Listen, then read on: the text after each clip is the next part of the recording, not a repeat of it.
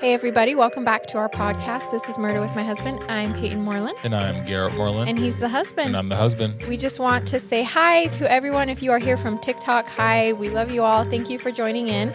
If you are listening on podcast, please subscribe. Please leave us a review. It helps us out so much.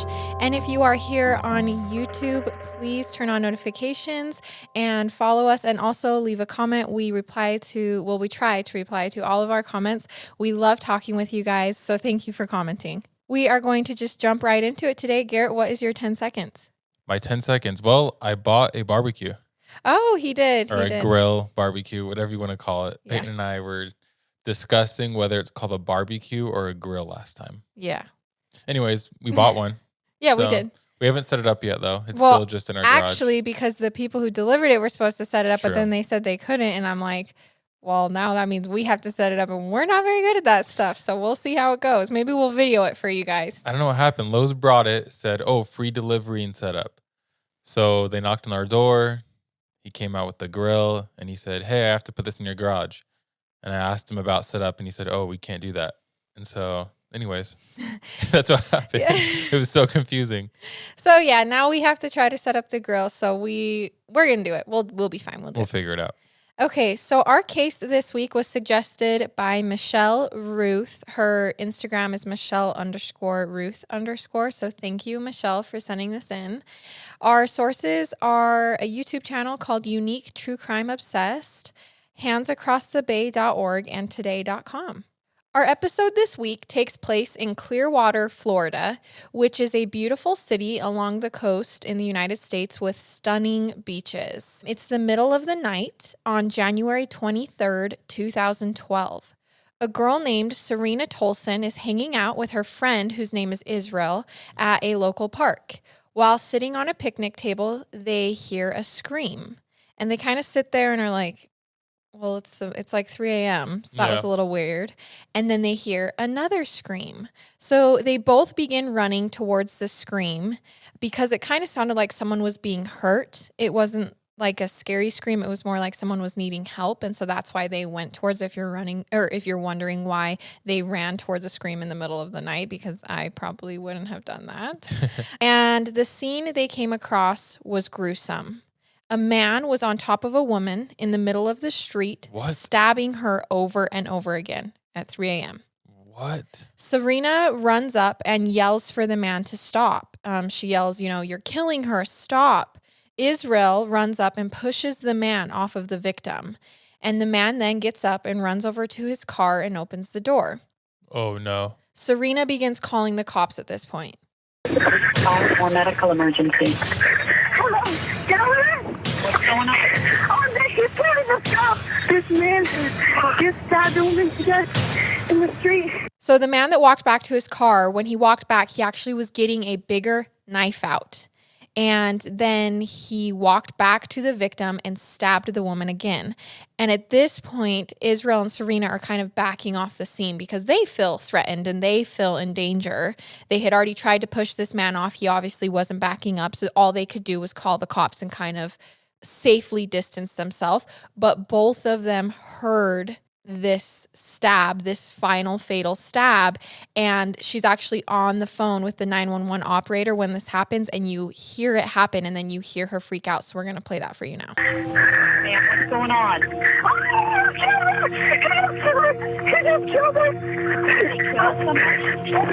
This is so brutal. So after this, the man just got up and walked away with the knife in his hand and got back into his car. So now we're going to back up. Melissa Dohme was born the baby of her family. She loved to play outside with her sister and the neighborhood kids. She was a good student in high school and dreamed of being a baby nurse when she grew up. Melissa's mom says that Melissa was a sweet girl that never got into much trouble. She took college classes in high school. She had straight A's, and she also worked at Dairy Curl, which is a small business in Clearwater by the beach. It's like Dairy Queen? I'm assuming so. I'm assuming it's a play on it, but Dairy Curl is kind of popular in Clearwater, so Okay. I'm assuming anyone who lives there knows about this place. And the job at Dairy Curl was a really fun high school job for Melissa because a lot of kids from school would stop there on their way to and from the beach because it was right by the beach. Yeah. They kind of would hang out there for the night. It was definitely like a hangout place, a cool place, which made work way more fun for Melissa because all of her friends were constantly coming in all the time. And at this time, I guess it was kind of like the spot to be in her grade. Not to mention, Melissa worked hard, and this made it so she could buy a car for herself and pay for things on her own, which was important to her, but also made her kind of like the cool friend because she had a little bit more than everyone else. So when Melissa was a junior at Clearwater High School, she met a boy named Robert Burton, who was a senior at the time. So she was a junior, he was a senior. And we all know how that kind of goes. Why is it so cool to date the older guys? I don't know. But Robert was funny and sweet and had 2 different colored eyes, which kind of made him stand out. He had a blue and a brown eye. By the way, I'm older than Payton. There you go. I did it. I married the older guy. So Robert had even stopped into the Dairy Curl a couple times and had seen Melissa. And Melissa was kind of excited when Robert and her started talking because she had also seen him at the Dairy Curl and was interested in this older guy at school. Yeah. So after a couple months, in October of 2009, after Robert had graduated high school, him and Melissa began officially dating. As Robert and Melissa became more official, Robert's mom actually got remarried. And so Robert kind of began spending a lot of time away from home. He felt kind of like the outcast of his own family because all these new kids came in. And Melissa's family really took him under their wing, welcomed him into the family, kind of made her new, fresh boyfriend part of the family welcome. Yeah. It seemed like to Melissa's friends that her and Robert were completely falling for each other. They had the first love kind of going on, like it's the first love. They're both into it like wholeheartedly. Yeah. They were inseparable, counting the months they were together. Like it's our 1 month anniversary. It's our 2 month, that type of thing. Got it. Okay. But like most teenage love stories, things didn't stay rainbows and butterflies for long. Melissa found out that Robert had been smoking cigarettes behind her back and lying to her about it. Melissa was sad because he had consistently lied about this, covering up the smell. Like it had been a long time lie, and that kind of hurt her feelings. But Robert promised her that he would quit. Once she found out, he was like, I'm done. I won't do it again. Melissa hoped this was a one-time thing, like just a bump in the road. But as time went on, more and more issues began to emerge with this young couple. Melissa had actually won multiple awards for her academics at school. She's now a senior. And instead of being congratulatory, Robert began making sarcastic remarks in front of Melissa's family about how, oh, it's just Melissa. She gets everything. She's perfect. Yada, yada, yada. Like sarcastically, like almost bitter, kind of like envious, kind of? Yeah, like I've graduated high school and I'm just kind of sticking around with my girlfriend who's still in high school and just getting all this recognition. Got it. Melissa also found out she was accepted into the college of her dreams, but Robert convinced her to go to the community college near him. Do you know which college that was? It was like a predominant college, but it didn't say which college. Okay. Melissa told everyone, actually, it was my decision to go to the community college. So she was kind of covering up for Robert because everyone was like, why are you staying here? You guys can date long or he can follow you there. And she's like, no, I want to go to community college. But she knew that she had actually made the decision solely for him. She was giving up her dream. Despite this road bump, Melissa held to her plan of becoming a nurse and began working shifts at the local hospital while doing nursing school at this local college. It was at this time that Robert actually started showing up at her work and fighting with her on shift. What? Did he not work? No. So he would show up and she'd be like, hey, I still have a lot of time left on shift. And he was like, it's fine. I'll just hang out here. So he would show up and be like, I'm just going to hang out. And she'd be like, well, no, like this is my place of work. Yeah, you like can't I'm just hang working out. right and now. then he'd start yelling, like, What do you mean I can't just hang out? I'm just supposed to sit here and follow you along while you just pursue your dreams. And like people would hear, he'd make a scene at work. Good impression, by the way. Yeah, and he did. Oh, thanks. And he did it multiple times. Okay. So Weird. he also began keeping tabs on her at all times and insisting that all of her free time be with him. If they'd go to a party together, he'd like just sit there and not say anything and be like, "Why are you talking to them? Why aren't you hanging out with me? Why aren't you talking to me?" So just very controlling. Very controlling. This also was the point where the name calling kind of became a consistent thing in their relationship. He would call her dumb and crazy, gaslight her. Robert was twisting every scenario, every fight to be Melissa's fault. Like she'd be like, "Well, you can't yell at me like that." He'd be like, "Well, you're the one making me do it," type thing. In the spring of 2011, so they've been dating. I mean, they met in 2009. Melissa's sister invited her out to the beach with a couple other friends. At the party, one of their friends brought up a story that had to do with Melissa's ex-boyfriend, like a funny story, like, remember the time that he did this? And Melissa got so nervous because Robert was there and she knew that would make him mad that they had brought up her ex-boyfriend. So on the way up to their car after the party was over, Robert kind of kept purposely flat tiring Melissa, which if you don't know what that means, he was stepping on the back of her shoes as she was walking ahead of him. And she asked him to stop because she knew it wasn't in a playful manner. He was doing this because he was mad. He was doing it out of anger. But he didn't want to full on hit her or punch her. And he didn't want to bring it up because he knew it was stupid. But at the same time, he needed to show her. Yeah. And so he just kept doing it over and over. And so Melissa kind of began running away from him after asking him to stop. She just started running so that he wouldn't keep doing it. And Robert chased her. So Melissa turned around when they kind of got up to the top of the hill and told him, "Stop chasing me. Like, this isn't funny. I'm not playing." And Robert shoved her down and Melissa fell backwards down the hill, fell down the hill. Oh my gosh. And scraped her leg up pretty bad. She was bleeding. And this had kind of been loud because she'd been like, stop, And so the group of friends is still back down on the beach. And so Robert ran back to the group of friends and said, "Oh my gosh, Melissa fell down a hill." And they were already running up to be like, "What's going on?" And so they all run up to find Melissa. And Melissa tells them, "I didn't fall. He pushed me down the hill." And so this is when it becomes awkward because it's this group of friends. And Robert starts screaming at Melissa, "Why are you lying? Why are you lying to them? I didn't touch you. I didn't push you." And so Melissa's sister, who's there, tries to de-escalate the situation.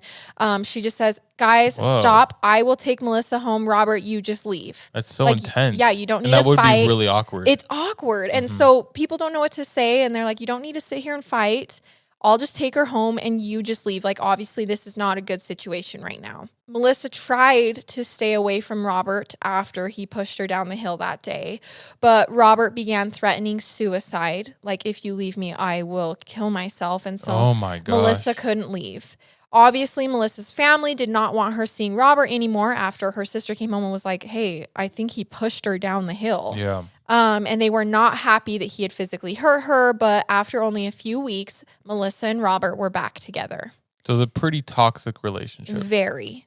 It was now the summer of 2011, and Melissa and Robert had been dating for about a year and a half. And ever since the first case of physical assault, when he pushed her down that hill, the abuse just got worse and basically spiraled out of control. One night, they were alone at Melissa's house and she still lived with her parents. So it's not like her apartment, it's her parents. And they get into a tiny argument that's kind of stupid and about nothing, but Robert just began strangling her. And Melissa finally got him off her and ran outside into the front yard. She was hyperventilating, having a panic attack, and Robert ran out after her and began yelling at her to get back in the house, stop causing a scene. You're going to, the neighbors are going to come out, stop overreacting, get back in the house. Even though he had just been strangling her. He's crazy. Yeah. And she obviously didn't want to go back in the house, but she didn't have shoes. She's scared of Robert. She didn't have her keys, nothing. And so when she went back into the house, Robert was holding some alcohol and some antibiotics of hers, threatening that if Melissa left him, he would kill himself. So anytime she was like, "Hey, I'm going to leave, this is it, I'm done," he would threaten to do that. Himself. And so she would feel, wow, it's completely unfair, and she would feel completely stuck. Melissa was hysterical, just sobbing, "Can't believe this is what's going on. Can't believe this is my life." And so then Robert then grabbed a knife and backed her into a corner and said, if you don't stop crying, I'm going to kill you. Like, stop crying. Shut up. And so she's like, Did she call the police at this point? no, because he's got a knife on her. She doesn't have her phone. She's just like literally having a panic attack. Yeah. So she tries to stop crying. And Robert says, if you don't stop crying right now, I'm going to kill you. And then I'm going to wait for your whole entire family to get home. And I'm going to kill them one by one as well. He's insane. Insane. Literally insane. So Melissa just felt completely trapped at this point. Like, what's she supposed to do? Melissa began lying to her family and hiding things, which is a telltale sign of domestic violence abuse, is that you get cut off from your whole family. You're hiding the actions. You won't tell anybody. She also began buying Robert his cigarettes because feeding his addiction of them kind of made him more calm. Like it led to less outbursts for him. And so she was kind of like, if I give him, like, and buy him cigarettes, he won't hurt me. And this is kind of interesting to me because the first indication of problems began with her not wanting him to smoke cigarettes, right? Yeah. And now she's buying them for him to make her life easier. Yeah. Which is just so sad. So like sad. Where it went is so sad. On October 25th, 2011, Robert and Melissa were hanging out with friends when Robert asked her to leave and go buy him cigarettes. So they're all hanging out and he's like, hey, go buy me cigarettes. And she's like, no, like, we just got here. She didn't want to leave her friends. She had been spending money on cigarettes for, like, she was like, this is not the place. I don't want to do it. I've just had enough. I don't want to do it. So Robert then grabbed Melissa's car keys and was like, fine, I'll go get them and you're coming with me. We're going to go get them together. Before they left, Melissa turned to one of their friends and under her breath said, please follow us to the gas station. I'm not comfortable. Wow. Which this is the first time That's she's so like, scary. She's made a trying to Been reach vocal about out it. to someone like, I'm uncomfortable. And so they obviously get to the gas station and Robert asks why the friends followed them. And Melissa's like, I don't know. Maybe they needed to come to the gas station too. I don't know why they followed us. And so then they just go back. And after the party, Melissa and Robert got into a huge fight because of this in the driveway of Melissa's family home. And Robert ends up throwing Melissa's wallet, keys, and phone. Like, they get out of the car and he ends up throwing them around the yard, trying to make her feel trapped, like Why taking her is personal this guy things. such a psycho? Yeah. Like, and what is he doing? it's just domestic abuse. It just kind of frustrates me. Like, that's so mean to treat someone like that. somebody like that. Yeah. So Melissa began screaming for him to stop. Like, they're obviously going to wake people up. Like, this is a big deal. Yeah. And Robert punches her face Oh my and she falls gosh. onto the ground and he just climbs on top of her and begins punching her because she won't be quiet, which is he doesn't want people to come out, obviously. Well, dude, you're punching her. Exactly. And I don't blame her. She should be screaming. She's getting 100%. punched in the face. Melissa actually kicks Robert in the balls and he climbs off of her because, men are weak. Just kidding. And she gets up and runs to where he had thrown her phone and she dials 911. Like, she grabs the phone and dials 911. And then she hesitates to press send because Robert had told her countless times that if she ever told anyone, he would kill her. He would kill her family. Oh, just press send. And please. we see this a lot with Yeah. with domestic abuse victims because it's just they have so much control over you. So she's like hesitating to press send, and then she turns around and sees that Robert is stood up and is coming towards her. So she just presses send and begins running down the road, like just booking it down the road on the phone. The 911 call, I'm not going to play it, but there's another 911 call here, and it's an 8-minute long call, and you just hear her, he's chasing me, he's hurting me, he's chasing me, please, saying her address over and over. And this 911 call really bothered me because the operator sounded really annoyed with Melissa. Like, can't you just run away? Just run. I don't know. No, he did not. Yes, like so annoyed that Melissa's calling for help. I feel like this has happened when...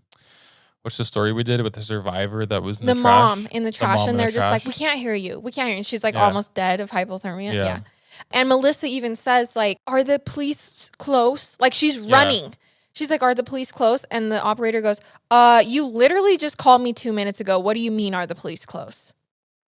Like, she's being so rude. How much longer? Can you tell me where they are? Ma'am, you realize we've been on the phone for less than 2 minutes. What? I don't believe this. I'm It's gonna have to listen to weird. this. It's so weird. And maybe I'll insert it, or maybe I'll put it in if we don't end up inserting it. But Okay. it was just like kind of weird to me when I was listening, Yeah. because I was like, no one even talked about it either. And I was like, what the heck? Like, Yeah. I would be so sad if I called for help and this is how I was getting treated. But so she ran all the way. Melissa runs all the way to an intersection before she realizes that Robert is no longer chasing her. Like, she turns around and she's like, he's no longer chasing me. She's still on the phone. So she's like, okay, he's not chasing me anymore. But then she's like, wait, where is he? So she turns around and ends up running back towards the house No. because she's scared that he has her keys, and she's scared that he just went in and hurt her family because her family's all asleep in the house. Oh my gosh. And so Oh, that's no. what ran through her head, is like, oh, wait, no, he went back to hurt my family. So she begins running back. And as she gets back to the house, he jumps out of the bushes. He had been waiting for her to come, turn around, like get tired, turn around and come back so that he could attack her again. So he's hiding in the bushes.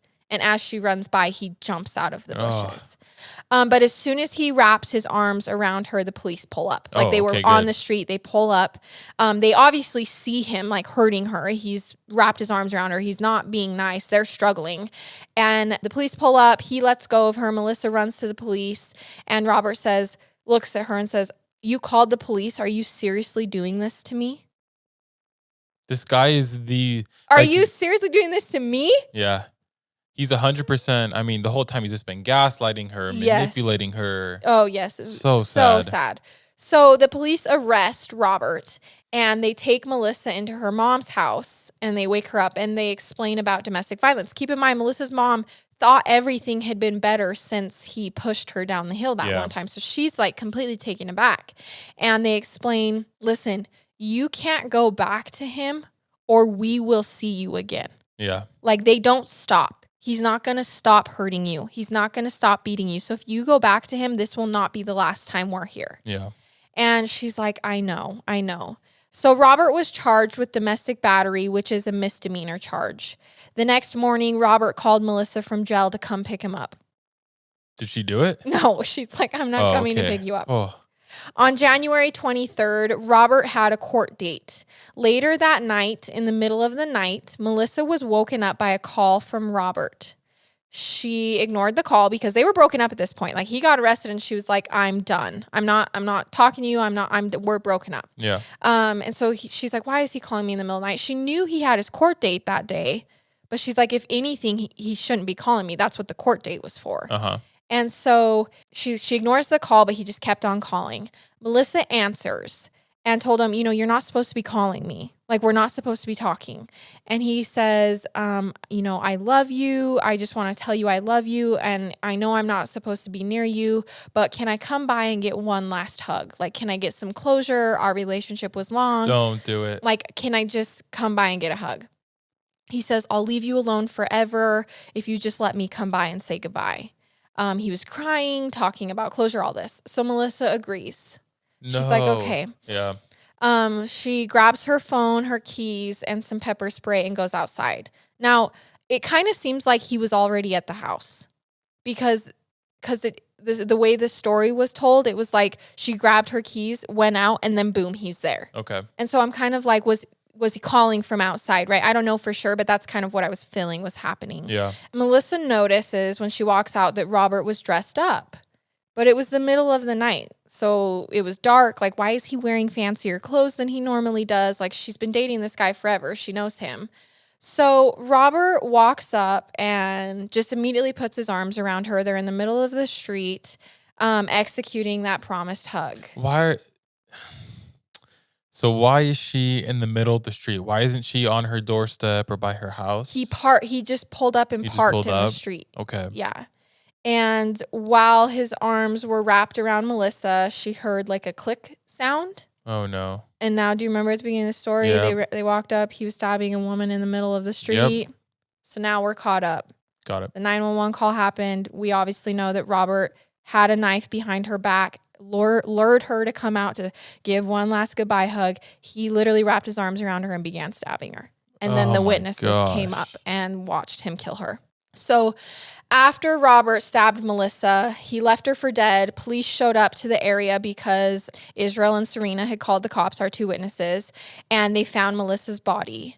Police say coming up on her body was one of the most awful sights. She had been stabbed in the face, the neck. There were teeth knocked out and laying in the street. What an absolute just psycho. Monster. Like, that is monster. So sad. Yes. Her slippers were bloodstained and in the road. She had been it was horrible. Police call for backup because they don't know where the guy went. They don't know where who we know as Robert went. Mm-hmm. But as they are sitting there, they notice something. They look over and it looks as if Melissa is like breathing. Yeah. They're kind like she's not doing anything, but they're like watching her and they're like her chest is kind of moving. And so they walk over, they check her pulse and it's faint. But Melissa has a pulse. Did they just assume she was dead? Yes, because Serena on the 911 call said he just killed her. Okay. He just killed her. So they check her pulse. It's so faint. Melissa had survived the awful attack up to this point. Not knowing how much time they had, police try to wake Melissa up and ask her name, like keep her awake, right? Like that's the whole thing. Keep her conscious. And so they try to wake her up and she kind of comes to and she mumbles, Melissa. They say, what's your name? She mumbles Melissa. They say, who did this to you? She says, Robert's name. The police can't understand her very well. Keep in mind, she had been stabbed and slashed in the face. Yes. So Melissa tried her hardest to spell out Robert's name. She's like, she's trying her hardest to say who did it. So heartbreaking. They can't understand her. Paramedics showed up and tried their hardest to get Melissa to stay with them. She was in and out. She just kept telling them, I have to go now. That's what she kept saying over and over is, I have to go now. Oh, that's so sad. Paramedics were like, what? And she's like, I have to go now. Yeah. Oh, I can't. So Melissa had actually prayed to God in those last moments before police showed up, prayed for angels. And she had actually dragged herself to the side of the road. So after Robert got back in his car, she was like, he's going to run me over.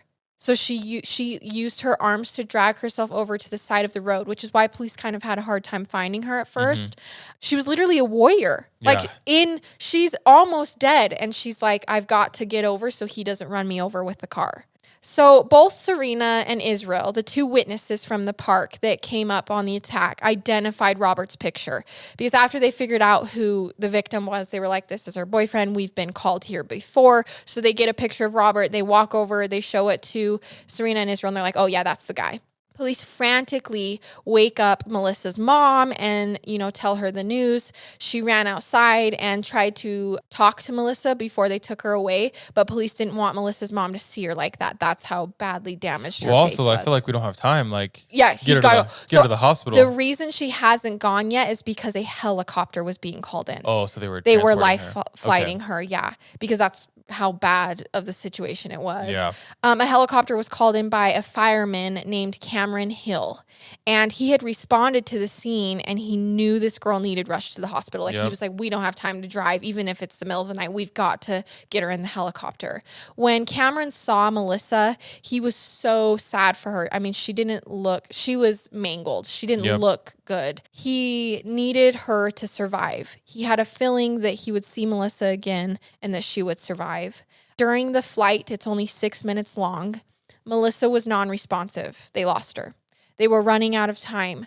Robert had nicked Melissa's jugular vein in her neck, so she had lost a ton of blood. Yeah. They also found a total of 32 stab wounds. Oh my gosh. She had 32 stab wounds 32 times on her chest up to her face. And we've talked about before, like 1 or 2 is usually to stab someone 32 times. Yeah, but 32 times is just beyond. Also, remember our witnesses, he used a small knife, went back in his car and got a bigger knife. Yeah. Melissa had facial paralysis, which is why she couldn't say the name. She couldn't move her face. Her face was paralyzed.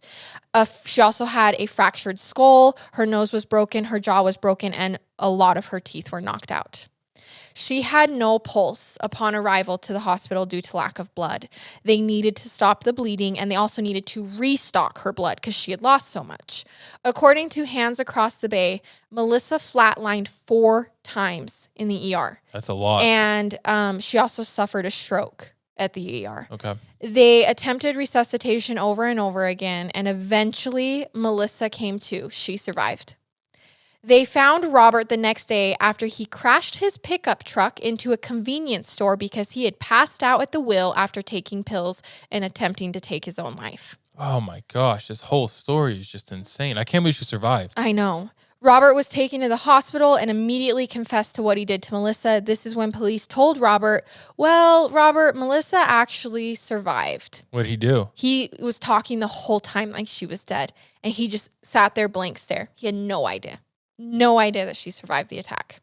Melissa had to learn how to walk and talk in rehab after getting out of the hospital. Dang. She also had to testify because the DA didn't want to plead down and give Robert a chance of getting out and hurting her again. This is the situation we run into with domestic violence is if they don't end up killing them, it's harder to put them away for life. Serena and Israel were there for Melissa as she testified because of this. And Robert ended up changing his plea to guilty later on the DA terms, and Melissa confronted him at sentencing. She told him that she forgave him. That was what she said when she got up. Wow. She said, Robert, I forgive you because I need to forgive you for myself. Mm-hmm. He was sentenced to life in prison without the possibility of parole. Yep, so he'll never get out. The responding officer who found her is still a long-term friend with Melissa. Like, they still hang out. They go to dinner. They've had a great bond ever since then. The best part of this whole story is that Cameron Hill, the man who got the helicopter there, attended a dinner of Melissa's after the attack. All the first responders did. And after that dinner, they ended up falling in love. No way. He proposed to her as she was throwing a first pitch as a survivor at the Tampa Rays baseball game. So she married the first responder that saved her life. It's like a love story. Well, not technically a love story. It kind of like is a really happy ending to such a sad... Is there a movie on this? No. Wow. But it's such a happy ending to such a sad story. Like, she married the man that helped save her life after a horrible, toxic relationship. Literally, she was dead. Like, she flatlined. Wow, and they got married in 2017. Good for them. I know. The amazing program called Hands Across the Bay helped Melissa get into a gated apartment after this whole thing happened. They helped her furnish that apartment. They have helped her share her story too. They also helped Melissa travel to have facial nerve and muscle surgery so that she can smile, because keep in mind her face was paralyzed. So Mass Eye and Ears Facial Nerve Center actually donates surgery to domestic violence survivors.